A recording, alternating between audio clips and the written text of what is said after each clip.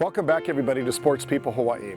On February 10th of this year, the greatest big wave surfers in the world gathered at Waimea Bay for the running of the Eddy. And nobody was more excited than a former runner-up in that tournament, Brock Little. He was an alternate, though he was never going to even touch the water because he was battling something much bigger than any wave that Mother Nature could throw his way. As it turns out, the Eddy didn't go, and 8 days later, Brock Little lost his battle with cancer.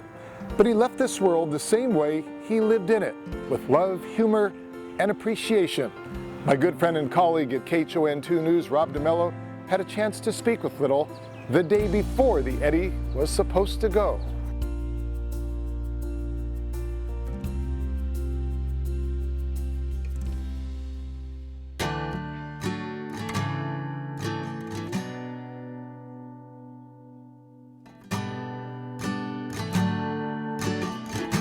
Trying to catch the biggest waves and trying to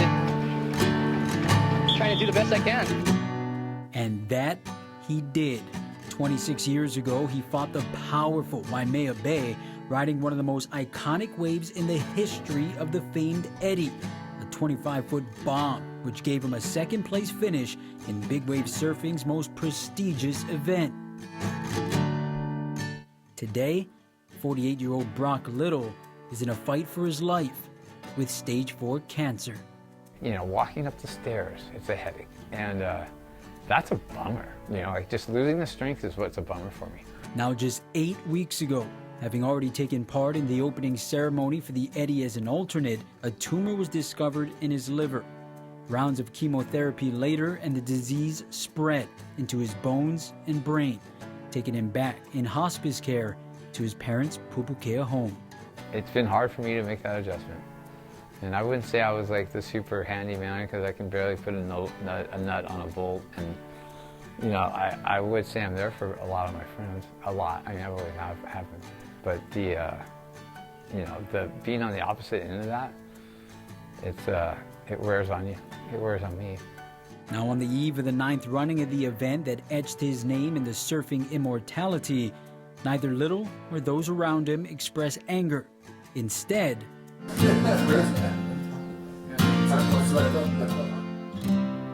much like his storied surfing career, Brock lives with an unflinching fervor and the admirable drive for doing what most can only dream of.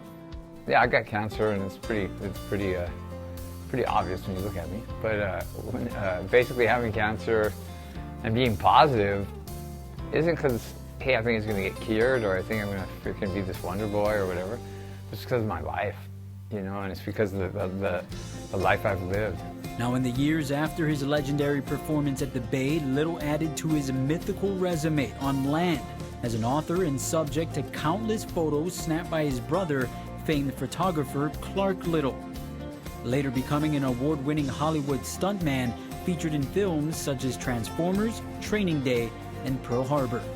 I've done so many fun things and so many neat things and so many things that were Hollywood stuntmanish and big wave rider-ish, and yet just so many things that were unrelated to that stuff at all, that were just like me and my friends playing, or, you know, having relationships with people throughout my whole life, and loving my family and loving my brother and loving people, you know, like the whole spectrum has been covered.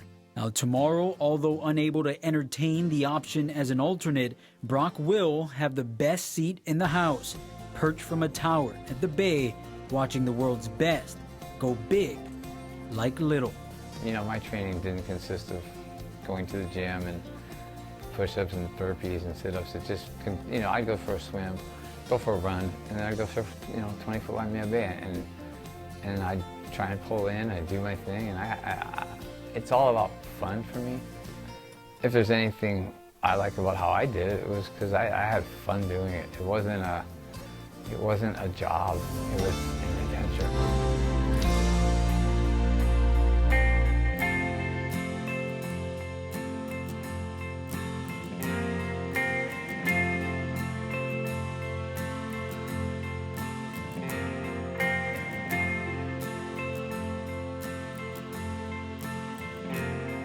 Of course, we extend our very best wishes to the entire Little family, and our thanks to Rob DeMello for helping to share his story. Stick around, everybody. Sports People Hawaii, we'll be right back.